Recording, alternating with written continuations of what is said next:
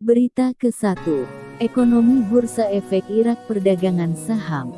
Safak News. Bursa Efek Irak mengumumkan hari ini, Minggu, bahwa sahamnya diperdagangkan dengan nilai keuangan lebih dari 7 miliar dinar selama seminggu terakhir.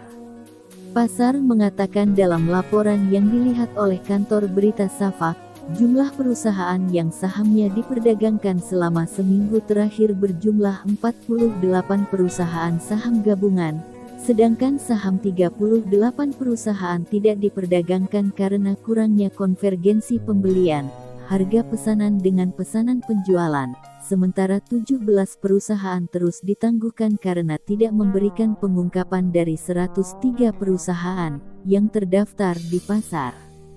Dia menambahkan bahwa jumlah saham yang diperdagangkan sebesar 3 miliar dan 961 juta dan 388 ribu saham, dengan nilai keuangan 7 miliar dan 319 juta dan 807 ribu dinar, melalui pelaksanaan 2.656 transaksi, mencatat bahwa B60 diperdagangkan indeks harga ditutup pada level 595,45 poin, mencatat penurunan sebesar 0,25% dari penutupan sesi sebelumnya.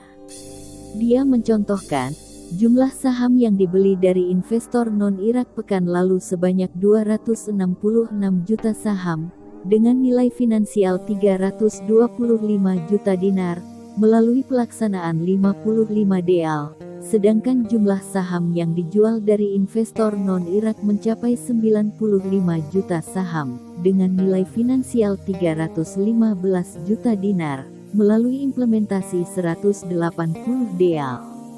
Patut dicatat bahwa Bursa Efek Irak menyelenggarakan 5 sesi perdagangan seminggu dari Minggu hingga Kamis, dan mencakup 103 perusahaan saham gabungan Irak yang mewakili sektor perbankan, telekomunikasi, industri, pertanian, asuransi, investasi keuangan, pariwisata, dan hotel. Berita kedua, sudah resmi, Bank Sentral Rusia mengumumkan ruble terikat ke emas. 5.000 rubles per gram. Bank Sentral Rusia secara resmi telah mengumumkan bahwa, pertanggal 28 Maret tahun 2022, mata uang ruble Rusia berbatas menjadi emas. Tarifnya adalah 5.000 rubles per gram bulion emas. Catatan, kisah ini telah dikoreksi untuk melaporkan ons, troy, bertentangan dengan ons kering, dan nilai-nilai yang direkomputasikan untuk mencerminkan ada lebih banyak gram per troy ons daripada dalam ons kering. Kurung tutup, ada 32 gram di setiap ons troy. 32 gram dikali 5.000 rubles per gram adalah 160.000 rubles. Tingkat konversi rubles ke dolar AS adalah 100 rubles, 90 kopeks, ke setiap dolar AS. Jika rubles terikat pada emas pada harga 5.000 rubles per gram, dan ada 32 gram per ons troy, artinya 1 ons emas akan berharga 160.000 rubles, maka mengubahnya menjadi dolar AS berarti emas adalah 1.600 dolar per ons saat menggunakan rubles, bukan 1 dolar 928 per ons menggunakan dolar. Rusia baru saja menghapuskan sekitar 30% dari nilai dolar AS di seluruh dunia ketika berhubungan dengan gold bullion. Lebih buruk lagi, karena Rusia hanya akan menjual minyak dan gasnya di rubles, dan rubles sekarang tetap pada 5.000 rubles per gram, siapapun yang ingin membeli minyak atau gas harus membayar di rubles atau membayar di emas, dan mereka tidak akan mendapatkan nilai dolar AS untuk emas mereka tender sebagai pembayaran. Orang-orang di seluruh dunia secara harfiah akan membuang uang mereka ke ruble dan membuang dolar dan euro untuk melakukannya. FWIW, orang terakhir di planet ini yang mencoba mengembalikan mata uang dengan emas, adalah Muammar Gaddafi dari Libya. NATO pergi ke Libya, mengebom kotoran dari sana, sampai orang-orang Libya menangkap Gaddafi di jalan, memukulnya dengan darah, dan menembak kepalanya. Mulai jam ini, jam 11:21 malam EDT, saya menduga para bankir di seluruh dunia saling menelepon dan dengan kepala negara, menginstruksikan mereka bahwa apa yang telah dilakukan Rusia akan benar-benar menghancurkan dolar AS dan euro, dan para bankir itu akan menjadi menonton kepala negara bahwa Perang Dunia III harus segera dimulai. Biarkan saya menjelaskan alasannya. Hari ini, Bank Sentral Rusia memikat rubles menjadi emas. Minggu lalu, Rusia menyatakan bahwa mereka hanya akan menjual minyak dan gas di rubles. Ini berarti minyak dan gas Rusia dipatuk ke emas dengan rubles sebagai proksi emas. Efek, Eropa, yang membutuhkan gas dan minyak Rusia, sekarang harus membeli rubles dari Presiden Putin menggunakan emas, atau membayar minyak dan gas dengan emas itu sendiri. Saat ini, tingkat FOREX untuk rubles hingga dolar adalah sekitar 100:1. Tetapi dengan 5.000 rubles sekarang menyamakan 1 gram emas, dan harga minyak langsung di emas, kita akan melihat gangguan harga besar-besaran di pasar FOREX, dari segi berapa banyak emas yang masih bisa dibeli oleh dolar. Negara-negara asing memegang catatan utang dolar AS di cadangan, akan melihat penggunaan segera, dan jauh lebih sedikit bagi mereka dan akan ingin mulai membuangnya demi sesuatu yang lebih stabil, sesuatu yang memegang nilainya. Pada dasarnya, mata uang apapun yang dipatuk ke emas akan sesuai dengan tagihan, yang berarti negara-negara seperti itu, seperti Jepang, akan mulai membuang hutang dolar mereka secepat mungkin. Mereka tidak akan turun dengan kapal. Mereka akan pindah ke mata uang yang lebih stabil, seperti ruble. Ini akan memiliki efek deflasier pada ruble, menjadikannya lebih berharga dari waktu ke waktu. Ini juga berarti Presiden Putin dapat mencolok ulang ruble kapan saja yang dia mau, seperti 500, atau 50, atau 10. Itu terus menjadi lebih berharga untuknya.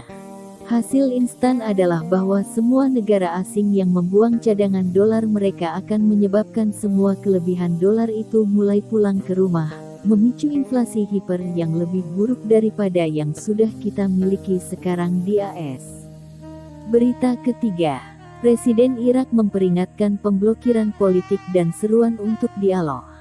Baghdad, Presiden Irak Barham Salih memperingatkan, pada Sabtu malam, keadaan kebuntuan politik, menyerukan pasukan politik untuk mengadakan dialog yang efektif untuk keluar dari krisis memilih presiden dan membentuk yang baru pemerintah. Sementara pimpinan gerakan Syiah Muqtada al-Sadr mengirim pesan kepada lawannya dari kerangka koordinasi bahwa tidak ada kembali kepada campuruan. Al-Attar, terkait pembentukan pemerintahan berikutnya. Hal ini terjadi setelah kegagalan parlemen Irak mengumpulkan 220 deputi dari audiensi untuk memilih Presiden RI, setelah 126 deputi menanggapi seruan boikot dari kerangka koordinasi, aliansi Syiah yang mencakup blok mantan Perdana Menteri Nuri al-Maliki dan blok Al-Fateh, yang mencakup faksi yang setia kepada Iran. Saleh mengatakan, kurangannya pemahaman nasional dan kegagalan sidang parlemen untuk menyelesaikan hak konstitusional tepat waktu sangat disayangkan dan mengkhawatirkan, lebih dari 5 bulan setelah pemilu awal. Presiden Irak menekankan bahwa, kelanjutan dari kebuntuan politik di tengah tantangan besar yang dihadapi negara menjadi tidak dapat diterima. Dia menambahkan bahwa, penggelar pemilu awal bukanlah tujuan tersendiri, melainkan sarana reformasi, memastikan stabilitas politik dan sosial, meningkatkan kondisi umum di negara, dan menanggapi tuntutan Irak, dan bahwa parlemen, yang muncul dari pemilu, memiliki tanggung jawab luar biasa karena terjadi setelah gerakan populer dan konsensus nasional yang luas. Dia menyerukan untuk memperbaiki jejak, dan mengakhiri krisis politik yang terus berlanjut di negeri ini, bukan melanggengkannya. Dia menyatakan bahwa, pasukan politik hari ini sedang menghadapi ujian nasional yang menentukan, dan bahwa keadaan sulit yang telah melewati negara ini dan keadaan halus saat ini memaksakan semua orang sebagai tanggung jawab bersejarah dan mantan kerja cepat untuk keluar dari krisis saat ini, semangat patriotisme dan solidaritas, serta mulai memenuhi keuntungan nasional dengan membentuk pemerintahan yang mampu dan efektif yang melindungi kepentingan negara. Hal ini meningkatkan kedaulatan dan kemerdekaannya, serta bekerja untuk memenuhi aspirasi Irak. Presiden Salih menyerukan semua partai politik Irak untuk dialog yang serius dan efektif untuk keluar dari krisis saat ini tanpa rasa puas atau penundaan, dan untuk memprioritaskan kepentingan Irak, dan untuk memperhitungkan regional kondisi, perubahan internasional dan tantangan internal sebelumnya kita, terutama kondisi ekonomi yang berbahaya, yang menyerukan ketegangan untuk memperkuat depan rumah di Irak.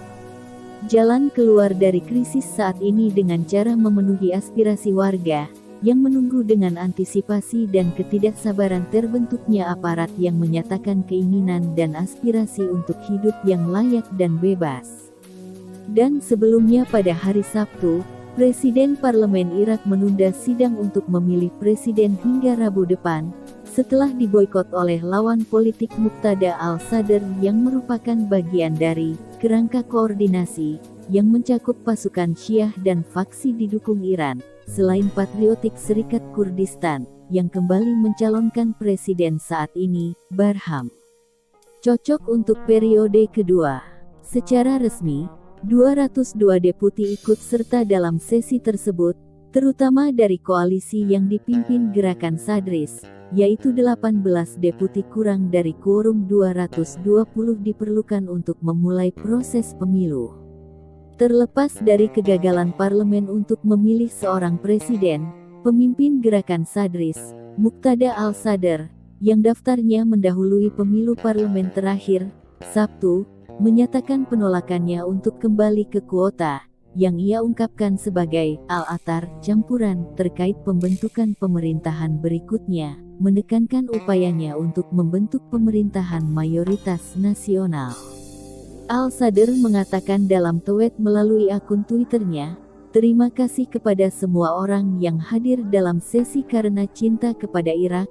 Terima kasih koalisi untuk menyelamatkan bangsa, 175 kursi. Terima kasih untuk perpanjangan, 9 kursi. Terima kasih atas generasi baru, 9 kursi. Terima kasih untuk mandiri saudara-saudaraku. Inilah yang membuat mereka takut sebagai ancaman. Mereka tidak tergoda oleh godaan." Dia menambahkan, "Penjanjian Anda akan diperbarui Rabu depan, sesi berikutnya untuk memilih presiden, dengan mereka yang akan bergabung lagi untuk menghapus korupsi, ketergantungan dan konsensus, mengulangi upayanya untuk membentuk pemerintahan mayoritas nasional." Al-Sadr melanjutkan, "Kami tidak akan kembali ke campuran al-atar. Hari ini, kami telah membuktikan bahwa tidak ada tempat untuk kuota. Itu adalah mosaik Irak yang paling indah, tidak timur Iran maupun barat Amerika. Jalur politik seringkali kompleks dan panjang di Irak karena perpecahan yang parah, banyak krisis dan pengaruh kelompok bersenjata yang kuat. Ada 40 calon presiden, namun kompetisi sebenarnya terbatas dua tokoh yang mewakili dua partai Kurdi terkemuka, presiden saat ini sejak 2018. Barham Salih, kandidat Uni Patriotik Kurdistan, dan Reber Ahmed, kandidat Partai Demokrat Kurdistan. Diasumsikan calon mendapatkan suara 2/3 DPR untuk menang. Sejak pemilihan ganda pertama negara ini pada 2005 dan diselenggarakan setelah invasi AS yang menyebabkan jatuhnya rezim Saddam Hussein pada tahun 2003, posisi Presiden Republik secara tradisional dipegang oleh Kurdi, sementara Syiah Houelt Perdana Menteri, dan Sunni yang DPRD. Uni Patriotik Kurdistan secara tradisional memegang Presiden Republik, sebagai imbalan Partai Demokrat Kurdistan mengambil alih Presiden Wilayah Kurdistan, sesuai dengan kesepakatan antara kedua pihak.